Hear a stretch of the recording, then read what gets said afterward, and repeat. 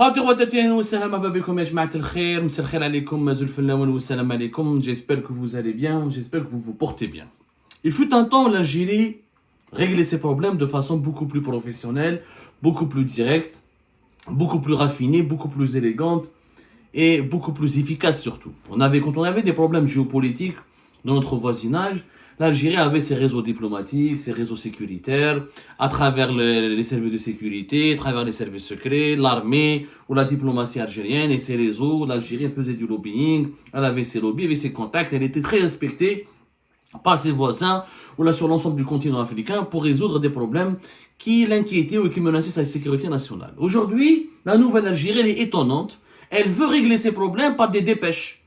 Quand l'Algérie a un problème avec une partie, un pays, un partenaire, un groupe précis sur la scène internationale, qu'est-ce qu'elle fait? Elle publie, elle utilise les médias publics, elle utilise l'APS et les médias algériens, l'agence de presse publique, l'APS, financée par l'argent de l'État algérien, l'argent public, et elle publie des dépêches totalement menaçantes, violentes, où elle exprime sa colère, son mécontentement, où les dépêches sont écrites toujours sans viser, rarement. Quand il s'agit de la France elle est visée, elle est ciblée, parce que voilà, les rapports avec la France sont tellement passionnels et directs. Donc la France, on a tellement d'intérêt avec elle qu'on peut se permettre de la viser, de la cibler. Quand c'est un autre pays comme les Émirats Arabes Unis, ou là, comme... Il n'y a que la France et le Maroc qui sont ciblés directement.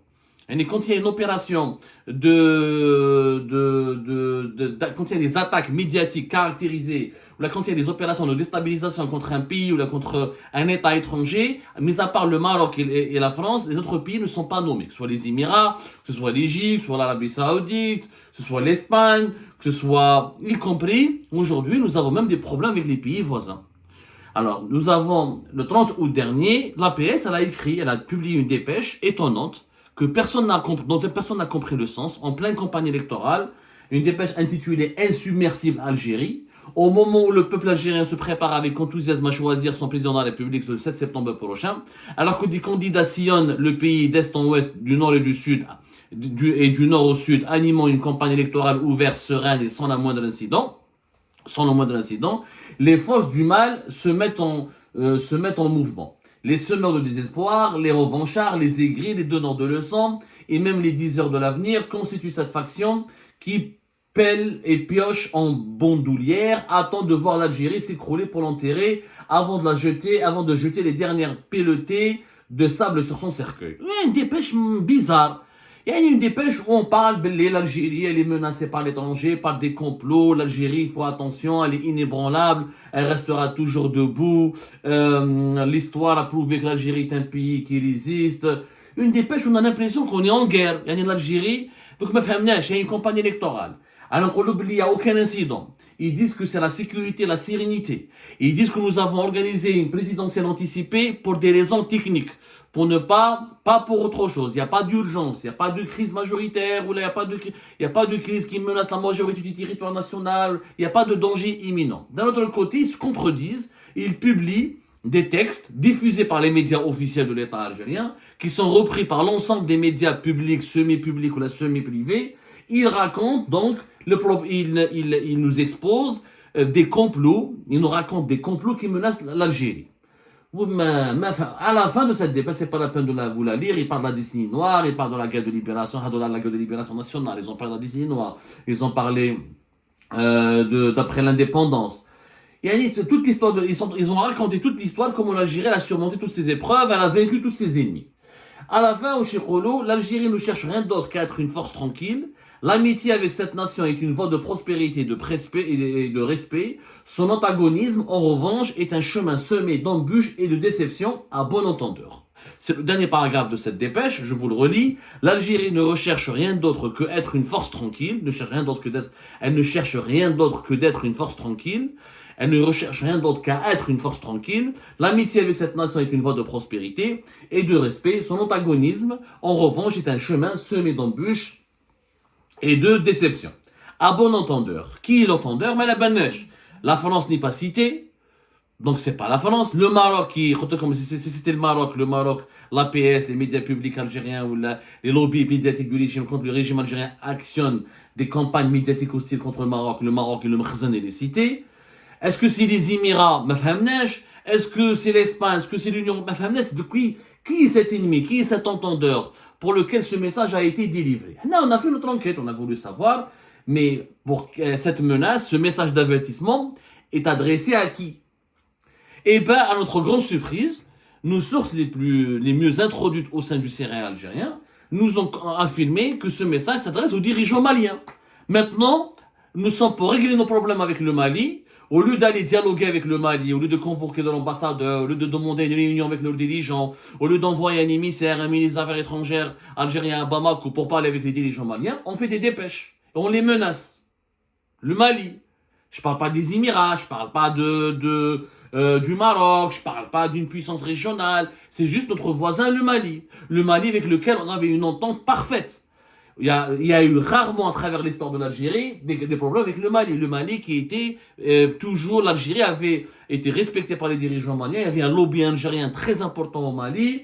Oui, sur le plan militaire, sur le plan sécuritaire, le plan économique et diplomatique, on a toujours réussi à défendre les intérêts de l'Algérie au Mali. Parce qu'il y avait l'Algérie a toujours eu son carnet d'adresse, toute la classe politique malienne respectait l'Algérie, elle venait à Alger, on partait à Bamako. Le Mali, c'est le petit frère de l'Algérie.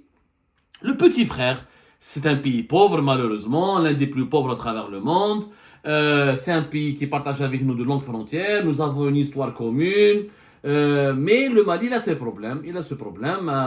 Marouf, ses moyens sont très limités. C'est pas les Émirats, c'est pas un foudre de guerre, le Mali. On le dit avec tout le respect que j'ai. Pour le Mali, nous avons 1329 km de frontières avec le Mali.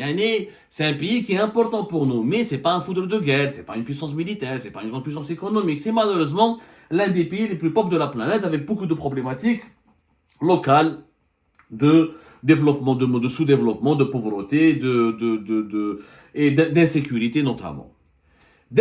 Pourquoi cette dépêche s'adresse aux dirigeants maliens? Parce que 5 jours avant cette dépêche a été publiée le 30 août 2024, l'Algérie a adressé ce message d'avertissement aux dirigeants maliens parce que 5 jours plus tard auparavant, le 25 août dernier, l'armée malienne avec les forces paramilitaires russes du groupe Africa Corps, qui s'appelait anciennement appelé Wagner, les paramilitaires russes qui soutiennent l'armée malienne, ont utilisé des drones sophistiqués pour organiser une attaque au niveau de la zone frontalière avec l'Algérie, notamment à Tinzaouatine, des frappes de drones qui ont tué une dizaine de personnes, dont des civils. Et l'armée malienne, elle a assumé cette opération militaire. Les rebelles Touareg, qui sont des indépendantistes et qui ne veulent pas reconnaître l'autorité du pouvoir central et qui ont un problème avec le gouvernement de transition actuellement au Mali, qui a un gouvernement de transition depuis 2020, parlent de tueries, de civils qui ont été tués, de plusieurs dizaines de civils. Des vidéos ont circulé sur les réseaux sociaux qui ont été diffusées par les médias proches des médias proches des Touaregs. On parle donc d'une plusieurs dizaines de morts, d'enfants qui ont été tués, etc. Mais l'armée malienne par le contraire. C'est une opération antiterroriste. C'est un groupe armé. C'était des individus armés, etc. Et qui occupait une partie du territoire malien et en toute illégalité, avec lesquels le gouvernement malien avait des problèmes, avait beaucoup de tensions. Et le Mali a ciblé, l'armée malienne parle dans son communiqué de cibles terroristes. Elle affirme avoir tué une vingtaine d'individus armés. Une mission de reconnaissance offensive a permis de repérer et d'identifier des véhicules de type pick-up chargés de matériel de guerre, soigneusement gardés dans la cour d'une concession à Tinzaouatine. Tinzaouatine, elle est située à une dizaine même pas 10 km c'est une localité malienne qui est située à même pas 10 km de la Tinzaouatine algérienne. C'est vraiment, on est tout près des frontières algériennes. D'ailleurs, il y a des vidéos sur les réseaux sociaux qui montrent des blessés maliens qui ont traversé la frontière et qui auraient été recueillis par des militaires algériens pour les soigner. Après une surveillance minutieuse, une série de frappes ont permis de détruire des cibles terroristes et de neutraliser une vingtaine d'individus armés. Voilà, l'armée malienne a partagé donc cette information et elle l'assume. C'est dans cette même région qu'entre le 25 et le 27 juillet dernier, les rebelles de l'Azawad, des groupes armés rebelles de l'Azawad qui font partie d'un mouvement qu'on appelle le cadre stratégique de défense du peuple Azawad, ont tué plus de 80 agents de Wagner, russes militaires de Wagner. Ils ont procédé à plusieurs arrestations. C'était un carnage. Wagner avait l'armée malienne et les paramilitaires russes qui soutiennent l'armée malienne dans sa lutte pour recouvrir et pour retrouver, pour sécuriser son territoire national, avait essuyé beaucoup de pertes humaines et des pertes matérielles. Presque une 100 morts pratiquement. Lors de la bataille qui a eu lieu dans la même zone hadik entre le 25 et le 27 juillet 2024. Cette fois-ci, l'armée malienne a voulu donc prendre sa revanche et éliminer les groupes armés proches des rebelles touaregs dans cette région. C'est la guerre, c'est comme ça. L'Algérie s'est sentie menacée, et donc pour l'Algérie, d'ailleurs l'Algérie a officiellement porté l'affaire de la présence militaire russe devant l'ONU. Donc c'est très tchibket. Le Mali qui était naguère notre petit frère et maintenant notre petit ennemi. La Russie qui était notre grand partenaire, notre grand allié et maintenant apparemment notre ennemi parce qu'il finance, il envoie des armes et des drones, il permet à l'armée malienne de faire des opérations militaires tout près des frontières algériennes.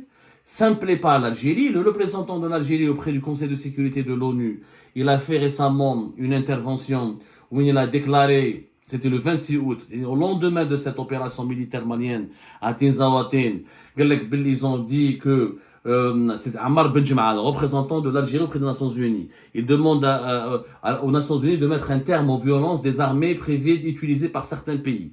Ceux qui ont appuyé sur le bouton n'ont de compte à rendre à aucune partie. Il a demandé, l'Algérie réclame à l'ONU des sanctions contre les auteurs de ces exactions. En Conseil de sécurité et Assemblée générale de l'ONU, nous essayons de trouver une formule concernant ces agissements et les sanctions qui en découlent. Donc l'Algérie a demandé à sanctionner le recours par le Mali en privé, aux paramilitaires privés, sont privés, c'est Wagner, mais elle est liée au Kremlin, donc à l'État russe. Donc on voit que le fameux partenaire stratégique qui est la Russie n'est plus l'allié de l'Algérie. L'Algérie, elle est énervée, très en colère, et elle a demandé l'intervention du Conseil de sécurité de l'ONU.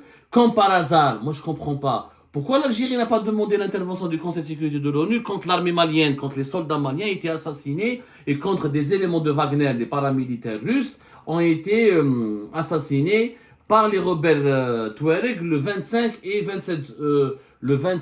27 juillet dernier. Ce qui est bizarre, c'est que quand les paramilitaires russes et les soldats maliens sont assassinés, l'Algérie ne proteste pas, ne trouve pas ça assez scandaleux. Mais quand ce sont des rebelles touaregs qui sont assassinés, neutralisés, c'est scandaleux pour l'Algérie. Donc, ça se voit que l'Algérie, elle est partie prenante du conflit. Je crois elle soutient les rebelles maliens. Les rebelles touaregs, parce qu'ils ne se reconnaissent pas dans le Mali. Au moins, ils ont voulu faire, en 2012 et en 2013, ils ont voulu faire les Zawed. Rappelez-vous, après l'effondrement de la Libye, la quantité d'armes qui a circulé depuis la Libye vers le Sahel, a profité à certains groupes armés touaregs, qui eux, d'ailleurs, il y avait beaucoup de touaregs qui avaient quitté l'armée, qui étaient membres des forces armées libyennes. La désintégration de la Libye a permis à des groupes armés de la Zawed de lancer en 2012 une opération militaire pour créer un État indépendant au nord du Mali. Ça n'a pas marché, etc. Il y a eu les accords d'Alger de 2015. Entre-temps, entre 2014 et 2015, il y a eu des groupes terroristes islamistes qui ont eux-mêmes combattu les rebelles touaregs et qui ont pris leur place dans pas mal de régions au nord du Mali. Les rebelles touaregs sont présents entre Kidal et la ville de Tinzaouaten, qui est encore une fois la ville malienne la plus proche de l'Algérie. Mais sinon, tout le reste, la majeure partie du territoire du nord du Mali a été pris ou l'a repris ou l'a contrôlé plus tard par des groupes armés terroristes islamistes. Et on sent que l'Algérie, elle veut à tout prix imposer aux militaires maliens qu'ils acceptent l'existence sur leur propre territoire de groupes rebelles armés et qui demandent qui plus est l'indépendance. C'est qu'on dirait, imaginez, si demain il y a un mouvement séparatiste algérien en Algérie qui prend les armes et qu'un pays voisin comme la Tunisie ou le Maroc ou le Mali, c'est comme si le Mali va demain nous demander, il y a un groupe séparatiste qui veut occuper une partie du territoire algérien et le Mali veut imposer aux autorités algériennes, aux dirigeants algériens, d'accepter ce groupe, de le tolérer et de négocier avec lui un accord. Ça n'a pas de sens. La politique algérienne au Mali n'a aucun sens. On a toujours été traditionnellement les alliés des Russes. Pourquoi aujourd'hui dans le dossier malien on est contre les Russes qui soutiennent des militaires maliens dont la seule ambition est de contrôler entièrement leur territoire. Quel est le pays qui ne veut pas avoir le contrôle absolu de son territoire? Quel pays? Est-ce que la France aurait toléré qu'il y ait des groupes rebelles armés sur son territoire? Est-ce que les États-Unis, quel pays? Est-ce que l'Algérie, on aurait nous toléré? Est-ce que nous, les Algériens et les Algériens, on aurait toléré que des groupes armés rebelles puissent prospérer ou exister ou se développer sur notre territoire? Aucun pays ne l'aurait accepté. Alors pourquoi on reproche aux militaires maliens le fait de vouloir reprendre le contrôle de leur pays? Normalement, le petit frère à Mali, normalement c'est à l'Algérie de l'aider, de l'accompagner, pour qu'il retrouve sa sécurité nationale. Au lieu de cela, l'Algérie, depuis le départ de la France, depuis le début de la crise entre la France et le gouvernement entre 2020 et 2022, l'Algérie, depuis le départ de la France, elle veut imposer aux autorités maliennes de transition qu'ils acceptent, qu'ils tolèrent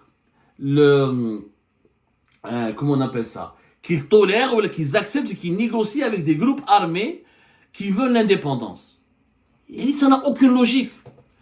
Maintenant, l'Algérie reproche aux Russes de fournir des armes, des militaires et des milices privées aux Maliens, aux Burkinabés, aux Nigériens, mais notamment aux Maliens.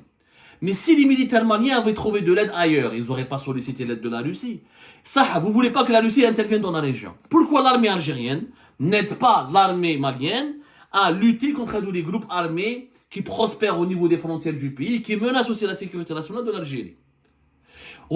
Si nous, en acceptons que les groupes armés Touareg existent, quelle est la garantie que nous avons que demain, les Touaregs algériens ne vont pas être contaminés et que ces groupes armés, une fois installés dans le nord du Mali, une fois qu'ils disposent de leur pouvoir d'influence au nord du Mali, peut-être que demain ils seraient tentés de militariser une partie ou des factions au niveau du sud de l'Algérie. Ils vont aussi nous demander une partie de notre territoire.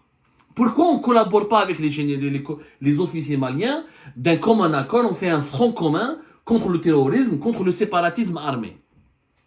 L'Algérie, en fait, c'est quoi sa stratégie? Elle a peur que les problèmes Touareg débordent sur notre pays. Elle a peur que les groupes armés prospèrent à l'extrême sud de l'Algérie. Donc elle préfère que les groupes armés soient au nord du Mali. Donc elle soutient les Touaregs. Elle reconnaît leur légitimité, puisqu'elle veut que les accords d'Alger, ils ont été négociés en 2015, parce que le Mali n'avait pas de quoi se défendre. Aujourd'hui, le Mali, il a trouvé les moyens de se défendre, grâce à la Russie. Donc il ne veut pas négocier. Bien sûr, maintenant, il y a la Russie qui leur donne des armes et des milices. Donc au moins, ils ne veulent pas négocier. Aucun pays au monde n'aurait accepté. Est-ce que la Colombie a négocié avec le FARC, avec les rebelles armés? À la fin, elle a réussi à les démanteler par des opérations militaires. Le Sri Lanka contre les rebelles tamouls. Tous les pays du monde, qu'ils soient démocratiques ou non démocratiques.